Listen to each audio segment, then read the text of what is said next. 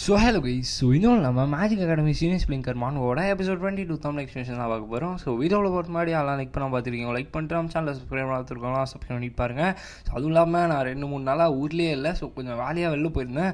So அதனால தான் என்னால் வந்து வீடியோ அப்லோட் பண்ண முடியல. நான் வந்து ப்ராமிஸ் பண்ணுறேன், ஒரு 2 டேஸ்க்குள்ளே நான் இந்த சீரிஸ் ஃபுல்லாக கம்ப்ளீட் பண்ணிடுறேன். ஸோ ஓகே, ஸோ ஒரு அவசரமாக ஸ்ட்ரைட்டாக வீடியோக்குள்ளேருந்து போயிடலாம். ஸோ இப்போ நம்ம வேக் யூஸில் வந்து அந்த நெக்ரோமான்சர் பார்த்து என்ன சொல்கிறான்னா, நான் உன்னை இந்த இடத்துல கொல்ல போகிறேன் அப்படின்னு நம்ம சொல்லிட்டு நம்ம வேக் யூஸில் வந்து சொல்கிறோம். ரீசன் என்னன்னு பார்த்தீங்கன்னா, அவனுக்கும் இப்போ நெக்ரோமான்சருக்கும் இருக்க டிஸ்டன்ஸ் வந்து 13 மீட்டர். ஸோ இன்னொரு வார்த்தையில் சொல்லணும்னா, இவனால் இந்த இடத்துல பிளிங்கை வந்து பக்காவாக யூஸ் பண்ண முடியும். ஸோ அடுத்த செகண்டே பிளிங்க்குன்ற ஸ்கில்லை யூஸ் பண்ணுறான். அவனோட ஸ்வாட் எடுத்துகிட்டு போய் ஸ்ட்ரைட்டாக வந்து பார்த்தீங்கன்னா ஒரே ஸ்டாப் தான் நெக்ரோமான்சரோட ஹார்ட்லேயே வந்து பார்த்தீங்கன்னா குத்திடுவான். ஸோ அதோட அங்கே இருக்க ஸ்கெலட்டன்ஸ் எல்லாமே வந்து பார்த்தீங்கன்னா டிசப்பியர் ஆக ஆரம்பிச்சிடும். ஸோ அதனால் வந்து பார்த்தீங்கன்னா அந்த இடத்துல எல்லாருமே ஷாக்காகி உண்மையாகவே பேக் யூஸில் வந்து நெக்ரோமான்சர் தோக்கடிச்சிட்டானா அப்படின்னு நான் சொல்லிட்டு பார்த்துட்டு இருக்காங்க. அவங்களால நம்பவும் இல்லை, நம்ம வந்து ஜெயிச்சிட்டோம், நம்ம உயிரோட இருக்கோன்றமா சொல்லிட்டு அவங்க எல்லாருமே ரொம்ப சந்தோஷப்படுறாங்க.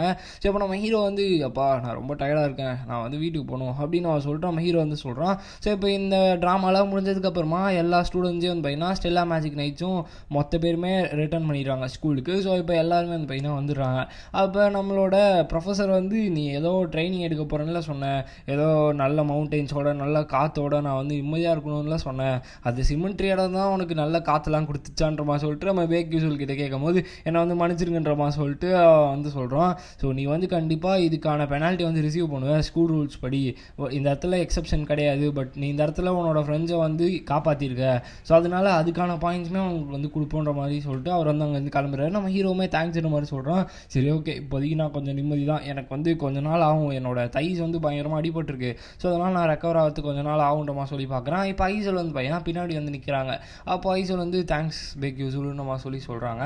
அப்போது நீ வந்து தேங்க்ஸ்லாம் சொல்ல வேணாம், எனக்கு வந்து ஒரு நல்ல சாப்பாடு வாங்கித்தா அப்படின்னு அவன் சொல்லிட்டு நம்ம ஹீரோ வந்து சொல்கிறான். இப்போ வந்து அவங்க என்ன சொல்கிறாங்கன்னா, நம்ம ஹீரோவை பார்த்து, நீ இவ்வளோ நாளாக பண்ண விஷயங்களை வந்து என்னால் பண்ண முடியுமா அப்படின்னு அவன் சொல்லிட்டு அவங்க வந்து கேட்குறாங்க. லைக் ரொம்ப டீமோட்டிவேட் ஆன மாதிரி இருக்காங்க. ஸோ இதை பார்த்துட்டு நம்ம ஹீரோ வந்து இது ஒரிஜினலான ஐசல் இந்த மாதிரிலாம் கேட்க மாட்டாளே அப்படின்னு அவன் சொல்லிட்டு யோசிக்கிறான். அதுக்கப்புறம் தான் அவனுக்கு வந்து புரியுது, அவனால தான் இந்த மாதிரி ஆகிட்டு இருக்கு, இவன் இன்டர்ஃபியர் ஆனதுனால தான் இந்த ஸ்டோரி அப்படி மாறிட்டு இருக்கு. ஏன்னா இப்போ உங்களுக்கு நான் தெளிவாக புரிகிற மாதிரி சொல்கிறேன், ஸ்டோரி பாயிண்ட் ஆஃப் வியூவில் இல்லாமல் நான் வந்து உங்களுக்கு புரிகிற மாதிரி சொல்கிறேன். ஸோ இப்போ நம்ம ஒரு விஷயத்தை வந்து ட்ரை பண்ணுறோன்னா அது முடிக்கும் போது அது கரெக்டாக இருக்கா தப்பாக இருக்கான்றது புரியும் இல்லையா. பட் இந்த இடத்துல அவங்க ட்ரை மட்டும் தான் பண்ணுறாங்களே தவிர அவங்களுக்கான அவுட்கம் வந்து கிடைக்க மாட்டேங்குது. ரீசன் என்னன்னா, நம்ம ஹீரோ வந்து உள்ளே இன்டர்ஃபியர் ஆகிறோம். ஸோ அதனால தான் வந்து பார்த்தீங்கன்னா இந்த இடத்துல நான் தான் வந்து தப்பு பண்ணியிருக்கேன் அப்படின்னு அவன் சொல்லிட்டு நம்ம ஹீரோ வந்து சொல்கிறான். ஸோ இப்போ பேக் யூஸில் வந்து, எனக்கு அதை பற்றிலாம் எதுவும் தெரியாது, பட் நீ வந்து ஒரு மிராக்கிள், மற்றவங்களால் அச்சீவ் பண்ண முடியாத விஷயங்களை நீ வந்து பண்ணியிருக்க, உன்னை நான் எப்பயுமே பார்த்துட்டு தான் இருப்பேன் அப்படின்னு அவன் சொல்லிட்டு சொன்னோடனே அவர் மாதிரி வைக்கப்படுறா. ஸோ ஓகே நான் இங்கே வந்து கிளம்புறேன் நம்ம சொல்லிட்டு போகிறான். இப்போது நம்மளோட ஐஸில் வந்து என்ன யோசிக்கிறாங்கன்னா, ஒரு ட்ரைடரோட பொண்ணு வந்து ஒருத்தர் வந்து கேர் பண்ணுறாரு, ஒருத்தருக்கு வந்து என்னை ரொம்ப பிடிச்சிருக்கு அப்படின்னு அவன் சொல்லிட்டு அவன் வந்து ரொம்ப சந்தோஷமாக யோசிச்சுட்டு போகிறாங்க. இன்னொரு பக்கம் ஹாங் பேவன் வந்து ரொம்ப சந்தோஷமாக ஒரு பக்கம் நின்றுட்டுருக்காங்க. இப்போது நம்ம ஹீரோ வந்து சொல்கிறான், என்னால் வந்து நம்பவே முடியல, இந்த மேஜிக் ஃபெக்யூலிட்டி மேட்ச் டவரில் இருக்க ஆளுங்களாம் இங்கே வராங்களா, இது அந்தளவுக்கு பெருசால இது நடக்கலேன்னு சொல்லிட்டு பார்த்துட்டு இருக்கும் போது இந்த அகாடமியோட ஹெட் மாஸ்டர் வந்து பார்த்தீங்கன்னா வராரு. இவர் தான் வந்து ரிவார்ட் கொடுக்க போகிறாராமா. ஸோ பார்க்க தான் வந்து பார்த்தீங்கன்னா ஒரு மாதிரி இருப்பார் ஆளு. ஸோ இவர் வந்து பார்த்தீங்கன்னா அவரோட பேர் எல்ட்வின். ஸோ இவர் தான் இந்த அகாடமியோட head master, 9th class master மேஜ். ஸோ கிட்டத்தட்ட இவரோட ஏஜ் வந்து பார்த்தீங்கன்னா 300 வயசு அம்மா இவருக்கு. ஸோ அதுவும் இல்லாமல் இவரோட ஸ்மைலே வந்து பார்த்தீங்கன்னா பயங்கரமாக இருக்கும்.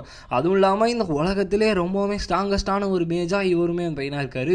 இவரோட டைட்டில் வந்து பார்த்தீங்கன்னா டிசிமேட்டர், அதாவது மொத்தத்தையும் அழிக்கிற ஒரு விஷயம். ஸோ இப்போ இவர் வந்து பார்த்தீங்கன்னா இவர் கிட்டத்தட்ட இந்த வேர்ல்ட்லேயே வந்து ஒரு 2-3 பேர் தான் இருக்காங்க, அதில் ஒருத்தர் தான் இவர். ஸோ கிட்டத்தட்ட பயங்கர ஸ்ட்ராங்கஸ்டான ஒரு ஆள் இவர். ஸோ இவருக்கு டைட்டிலே வந்து பார்த்தீங்கன்னா டிசிமேட்டர்னு வச்சுக்கோங்கன்னா அப்போ எந்த அளவுக்கு பவர்ஃபுல்லாக இருப்பார்னு வச்சுக்கோங்க.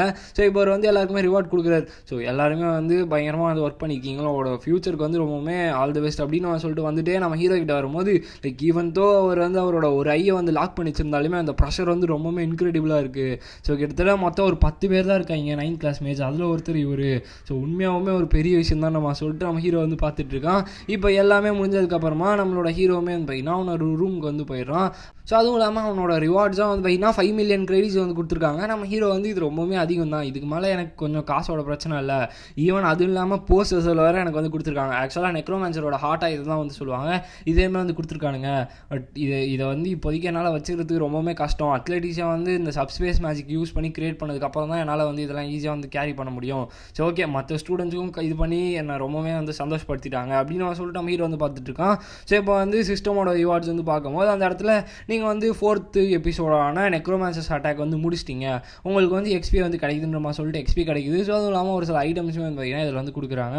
ஸோ இதே திரும்ப திரும்ப கொடுக்குறானுங்களேன்ற மாதிரி சொல்லிட்டு நம்ம ஹீரோ வந்து பார்த்துட்டு இருக்கான். ஸோ இப்போ அவனோட எக்ஸ்பிலாம் வந்து பார்த்தீங்கன்னா ஸ்கில் பிளிங்க் இருக்குல்லையே அதில் வந்து ஆட் பண்ணுறான். ஸோ இப்போ தான் மெயினான விஷயம் சொல்கிறான். என்ன விஷயம்னா, என்னால் வந்து இந்த பிளிங்க் வந்து எந்த அளவுக்கு வீக்காக இருக்குது என்கிட்டன்றது என்னால் இப்போ தான் வந்து புரிஞ்சுக்க முடிஞ்சுச்சு. ஸோ அந்த பேட்டில் நான் ரொம்பவே மோசமாக இருந்தேன் அப்படின்னு சொல்லிட்டு நம்ம ஹீரோ வந்து சொல்கிறான். ஸோ அதனால் நான் வந்து பிளிங்கை லெவலப் பண்ணுறேன்னு சொல்லிட்டு பிளிங்கை வந்து பார்த்தீங்கன்னா அவன் லெவல் கிளாஸ் 2க்கு எடுத்துகிட்டு போயிடறான். இப்போ வந்து அவனோட எக்ஸ்பியுமே வந்து பார்த்தீங்கன்னா இன்க்ரீஸ் ஆகி அவனோட பிளிங்க்குமே இதாகிடுது. ஸோ அப்படியே வந்து ஸ்டோரியை அப்படியே அடுத்த இடத்துக்கு காட்டுறாங்க ஐசலை பற்றி. ஏன்னா இப்போ நம்ம ஹீரோ வந்து அடுத்த ஐசல் தான் நம்ம சொல்லியிருப்போம். அடுத்த செகண்ட் நம்ம ஐசல் வந்து காட்டுறாங்க. ஸோ அவைஸ் கிளாஸில் மெடிடேஷன் வந்து பார்த்தீங்கன்னா எடுத்துகிட்டு இருக்காங்க. அப்படி எடுத்துகிட்டு இருக்கும்போது ஐசல் அப்படின்னு நான் சொல்லிட்டு ஒரு பட்டர்ஃப்ளை வந்து பேசுது. ஸோ என்னென்னு பார்த்தீங்கன்னா, நீ வந்து மேஜிக் வந்து மிடில் ஆஃப் த மெடிடேஷனில் யூஸ் பண்ணக்கூடாது அப்படின்னு நான் சொல்லுது. என்னது நான் மேஜிக் யூஸ் பண்ணனா அப்படின்னு நான் சொல்லிட்டு வந்து கேட்கும் போது அவன் தலைக்கு மேலே பாருன்ற மாதிரி சொல்கிறாங்க.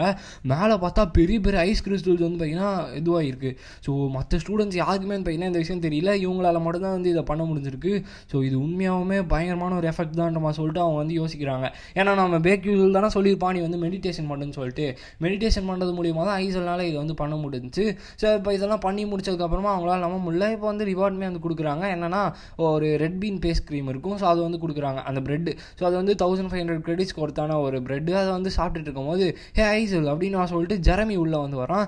ஸோ நீ இவ்வளோ நாட்களாக எந்த கிளப்லையுமே ஜாயின் பண்ணலையா அப்படின்னு நான் சொல்லிட்டு ஐசல் வந்து பார்த்து கேட்கும்போது ஐசல் வந்து நான் இன்னும் எந்த கிளப்ஸுமே வந்து ஜாயின் பண்ணல அப்படின்னு நான் சொல்லிட்டு ஐஸில் வந்து சொல்கிறான். ஸோ திடீர்னு உட்காந்துட்டு இருக்கவங்கிட்ட இந்த ஜெரமி வந்து போய் தான் வரான். ஸோ இந்த ஜெரமி வந்து சும்மா நார்மலான ஒரு ஆள் கிடையாது, ஒரு மாதிரி வர ஒரு ரகம். ஸோ அதனால் நம்ம போக வந்து பார்ப்போம்.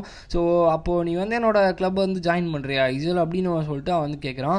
அப்போது நம்மளோட ஐஸில் வந்து என்ன கண்டிஷன்ஸ் அப்படின்னு வர சொல்லி கேட்குறாங்க.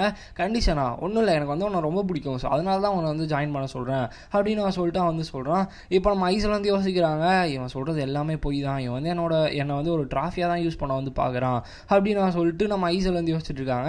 இப்போ வந்து அவன் ஜெரமி கிட்ட வந்துட்டு நீ வந்து என்னோடய கிளப்பு ஜாயின் பண்ணி என் கூட இருக்கணும், உனக்காக நான் என்ன விஷயம் வேணால் பண்ணுவேன், உனக்கு நான் யாருன்னு தெரியும் இல்லையா அப்படின்னு நான் சொல்லிட்டு அவன் பார்த்தீங்கன்னா சொல்கிறான். ஸோ இந்த ஸ்கேல்வன் எம்பையருக்கும் அடோல்பிட் கிங்டமுக்கும் வந்து பார்த்தீங்கன்னா ஒரு பயங்கரமான ரிலேஷன்ஷிப் போயிட்டு இருக்கதா வந்து பார்த்தீங்கன்னா சொல்கிறாங்க.